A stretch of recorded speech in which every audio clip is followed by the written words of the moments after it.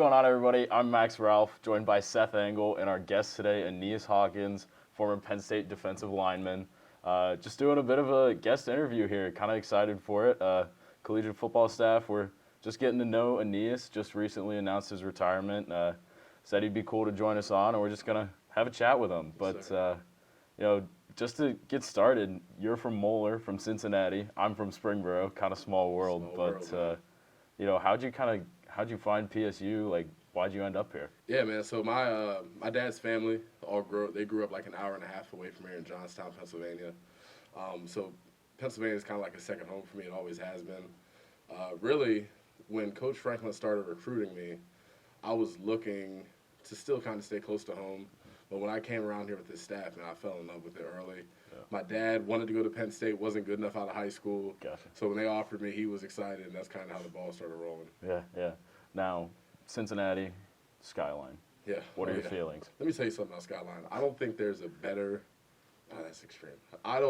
Skyline is my favorite restaurant. Okay? Really, I love your Skyline. favorite? A lot of people from outside of Cincinnati think it's disgusting. Mm-hmm. I don't get it. I grew up on it. Yeah. I'm going to go home this weekend, and that'll be at least 2 of my meals for the 3 days I'm there. I mean, I've tried to convince everyone here that Skyline is not gross, but like I'm down to try it. I mean, like when we went to Columbus and they had like a couple like the other chain ones. No one in the car wanted to go. No. I was like, I mean, we're in Ohio right now, so I feel like we have to. It's like you got to go when you're in Ohio. Yeah, but everybody's like chili on spaghetti, but man, it's you don't understand it until you try it. It's a sneaky combo, man. I'm a big Coney guy too. Big Coney guy. So I'm more of a 4-way onions with the chili spaghetti and the chili cheese fries, man. I'm gonna get both of them. Yeah.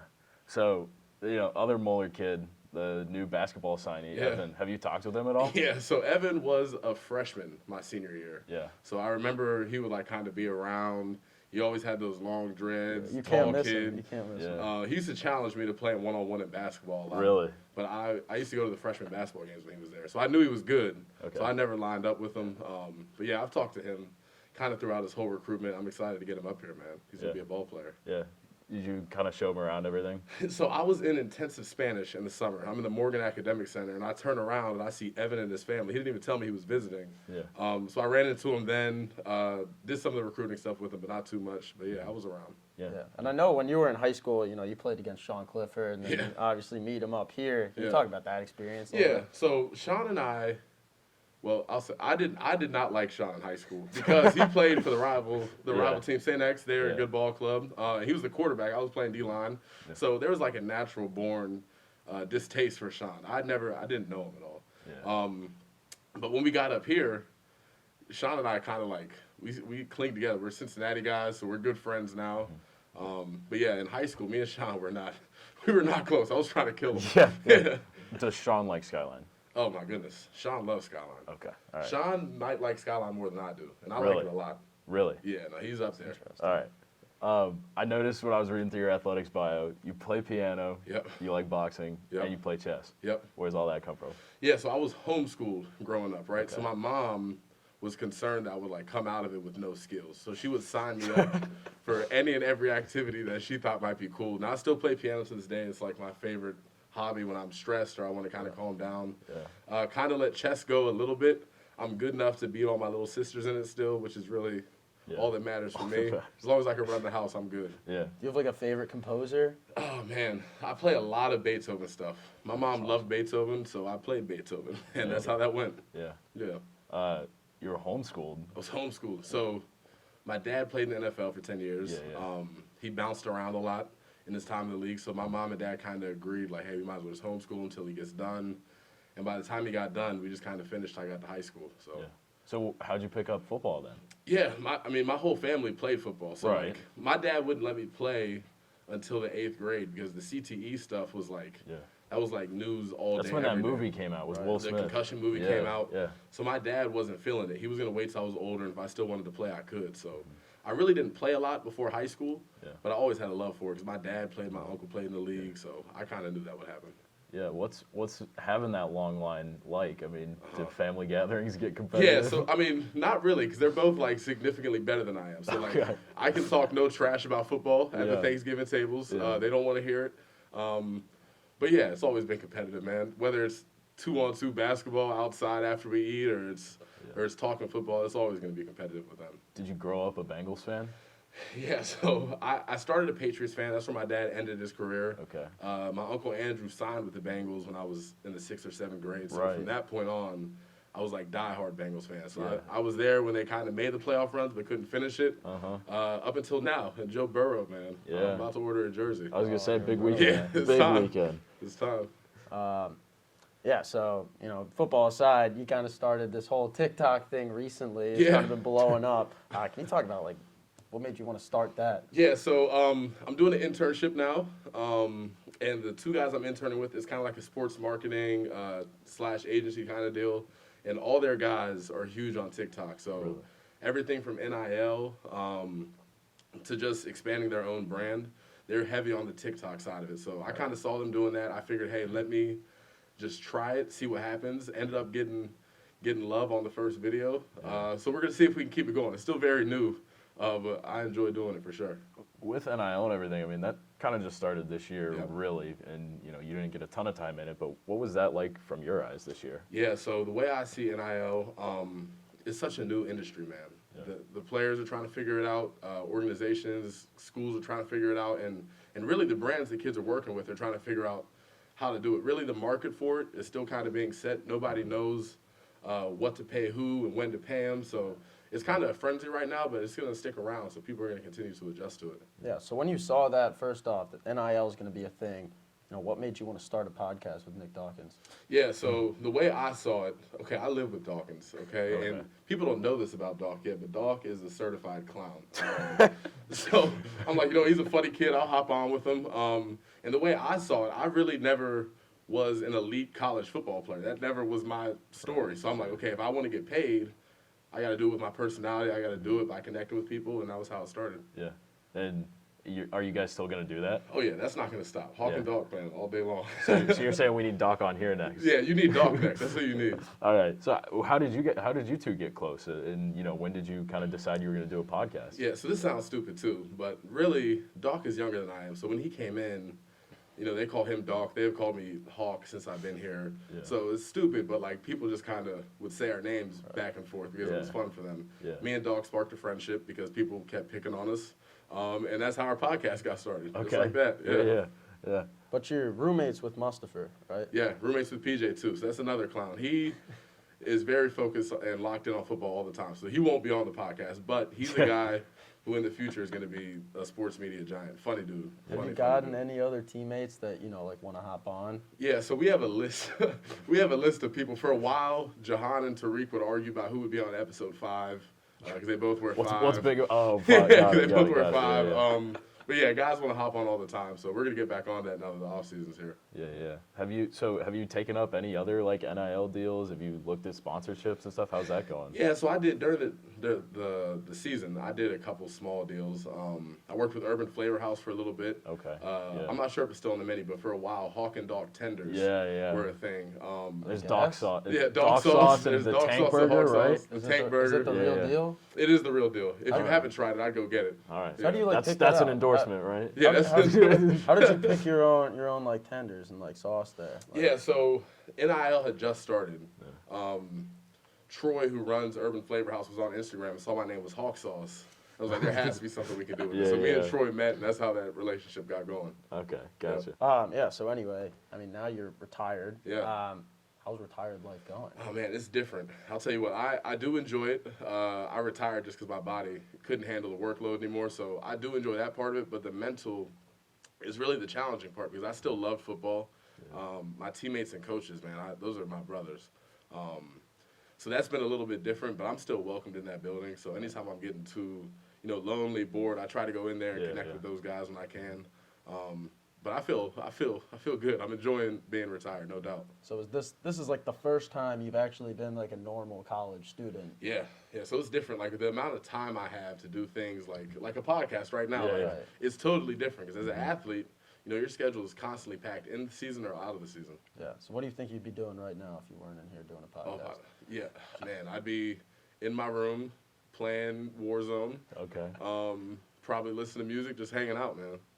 It's nice, isn't it? It's a good life. It's a good life. Well, how hard was that decision for you? I mean, what were the conversations like that kind of led you to say, all right, I'm going to hang it up? Yeah, so, the injury bug kind of has always had a hold of me. I had probably 5 surgeries just throughout my career. Pretty big-time surgery. So I always knew football wouldn't last as long as I wanted it to. Yeah. Towards the end of it, body kept declining. I still loved the game, but, I wasn't able to do my job at a high enough level. So understanding that, I kind of had an exit plan for a good amount of time. It wasn't a sudden decision. Yeah.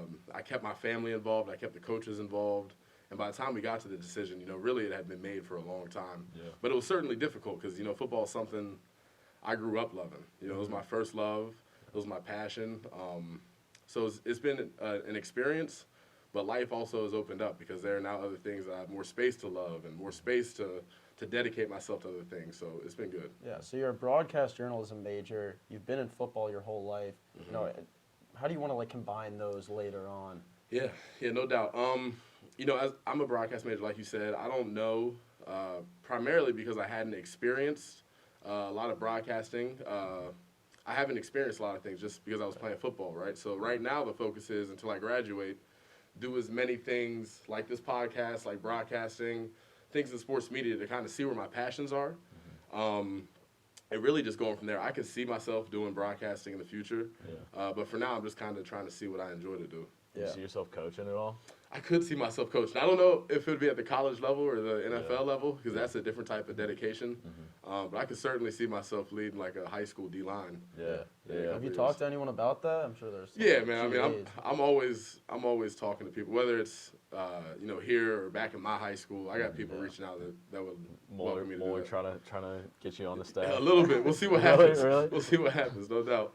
Well, back to the TikTok. The first one went viral. I mean, I saw it all over Twitter. You're talking about your first days. Yeah. What was that like? What can you take us through that? Yeah, man. So just, you come into college, you expect, that you're just going to keep finding the success that you found in high school. Yeah.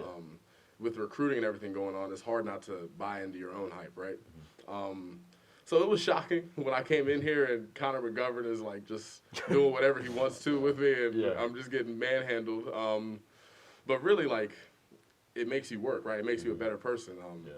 So all I did, I tried to get back to the drawing board, get better as a player, physically and mentally, and hopefully that can translate into real life. What do you and other football players kind of go through behind the scenes that us on the outside don't always see? Yeah, I think the biggest piece is just how consistent the work is. It's 365 days a year. It's every day. If you want to be great, if you want to accomplish your goals as an athlete at this level, there is no off season. There is no time to chill.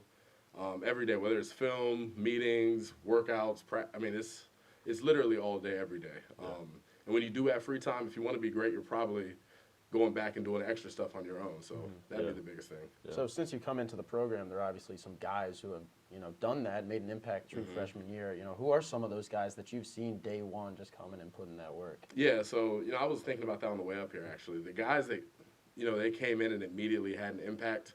I immediately think of a Pat Fryermuth, right? And from the time Pat Fryermuth got here, he was business. He was doing the things he was supposed to on and off the field, and that's why he found the success he did. And that's why he's successful in the NFL too. Guys like Micah, guys like PJ who have played since 2018. It's because they came in here with the right attitude, and they also were physically different than a lot of kids. A lot of guys, their timing is just different, and they're not, they don't develop until later in their career. Yeah. Who's next up? Oh man, as far as young guys. Yeah. Next up. See, I don't know the incoming freshmen like that, but the people who were here last year, Jordan Vandenberg. Is going to be a monster in this program. Works hard, works his tail off. Yeah. Good dude. I'm excited to see what he does. Right. Looked pretty good in the Outback Bowl. Yeah, he did. No doubt. What about the draftees? I mean, Jahan, those guys up there. Oh my goodness. See, that's the thing. Jahan is the guy that everybody's gonna throw out there. He's the guy that does everything right. Yeah. Brisker is a workhorse, man. He's another kid. I mean, you can go Ellis. There's so many of them. They all do things the right way, and that's why they're in the position that they are now. Yeah. Do you think with those guys moving on, especially the linebackers like Ellis and Brandon Smith, you think they can recover in that linebacker room? You think it's still LBU and Happy Valley? Oh, absolutely. LBU, that's the thing, man. They'll rebuild. They reload. A lot of guys in that room have worked hard for a long time, and some young guys, too, who have earned opportunities. So I'm excited to see where the future lives for those kids. And have you met like Manny Diaz yet? Yeah. What do you think of him? Yeah, and I'm a big Coach Diaz fan. I've followed his career for a long time, obviously. Yeah. I think he's going to come in and pick up right where he left off and even get better, so I'm excited. Yeah, yeah. You know, we transition a little bit into a little more football talk, you know. They're getting PJ back this year. Yeah. You're close with him. Yeah. What does that mean, like, from a a big picture perspective? Yeah. The thing that PJ doesn't get enough credit for is he is like the best leader I've ever been around. Good player, really good player. There's an impact there, but as far as leadership in the defensive room, nobody gets listened to more than PJ Mustipher. So to have him back for the young guys at any position, it sets a standard. You know what I mean? It sets a tone, and that's what we need is a tone to be set. So it's probably the most underrated news is PJ Mustipher's return. It's going to be a good thing for Penn State's defense. Yeah. Were you in on any of the conversations as when he was making his decision? Oh, of course I was. PJ is my guy, and I'm glad he chose to come back. I think it's huge not only for him but for the team as well. Yeah, I was gonna say, were you kind of pushing him toward coming back, or? Yeah, so I'm never gonna push my best friend to take off and go somewhere else where I can't be around him. Right. I wanted PJ to do what was best for him. And whatever he decided, I was going to support, man. Yeah. What do you think is his ceiling next season? I don't think PJ has a ceiling. That's the thing that's special about him. He's a workhorse. There's nobody on the team that outworks him, does everything the right way. I think he can be as good as he wants to be. I remember, like, mid-season before he got hurt, James Franklin was telling us about how PJ was, like, beating linebackers in conditioning tests. That's insane. Yeah. Because he put on weight, too. Here's the thing. PJ, so he'll call himself a big belly rude boy. Like he's a big kid, but don't let that fool you, because when it's time to condition, nobody's better than he is. I'm a smooth 50 pounds lighter than PJ, and really when it got going, I couldn't keep up with him. He's a workhorse for real. Yeah, that's insane. Yeah. I mean, I played center in high school, and Yeah. those big, like, it's hard. Yeah, it's hard. It's that wrestling background. PJ was a really good wrestler, so his cardio, man, it's a little different than most big guys. Yeah. What about Sean? Yeah. Sean coming back. Yeah, big time. 6th year. Finally gets to come back under the same coordinator. He's gonna do a lot of good things, man. We speculate a lot about what it's like to play under so many different coordinators, but you know, from a player's perspective, what is that like? How hard is it? Yeah, I mean, for me personally, I had pride the whole time that I was there. So once I learned my playbook, like, I knew it. Like, it wasn't changing. Yeah. When we would go for installs in the spring, a lot of it was the same, right? So I haven't had to experience that. Sean's a smart kid and has made do, but I do think it's good that he gets to come back with the same offense, which I'm sure will be tweaked, but with the same guy, you know, to build that relationship. What do you think that's going to be like for him coming back as a 6th-year senior, you know, just being a college student for a 6th year? Yeah, I mean, I don't know how different it'll be. I mean, he's an old guy, and he's been an old guy for what seems like a long time, right? Yeah. So I'm sure that part of it won't change. But like I said, I don't see anything but positive things coming from him coming back. Yeah. And speaking of Brent Pry, you know, as he moves on to Virginia Tech, you know, are you gonna look out for him? Maybe be a little Hokies fan later on. Man, I'll always root for Brent Pry, no matter where Brent Pry is at. That guy, he brought me in here. He kept faith in me, no matter what happened. So yeah, I'll always root VT as long as Pry is there. Yeah. Well, you've hung it up now. Yep. I know you're looking at broadcast stuff, but what's next for Aeneas Hawkins? Yeah, so the immediate thing is, like, you know, I graduate in the summertime. So until then, I'll continue with my internship. I'll continue podcasting, the TikTok thing, and really just seeing what opportunities come. I know I've talked with the staff here about potentially doing some things in football media with Penn State football, which I would love to do. Yeah. But the future is kind of like it's an unwritten book. It's an open door. So whatever that looks like, I'm adjusting on the fly. I'm going to continue to work and just see what goes down. Yeah. Sounds good. Give us a record prediction for next year. Oh, nah, man. No? No. 1-0. 1-0, week one. All right. You never That's escape fair. the 1-0. Nah, man. James is gonna shake his head. He'll be nodding along. There you He'll go. be happy to hear that. Yeah, man. That's it for me, too. Aeneas, thanks a lot for coming on. Thank you for having me. It's been a lot of fun. Really interesting guy. Thanks for watching. Catch us on Twitter at PSU Footblog and at collegian.psu.edu. Peace. There we go.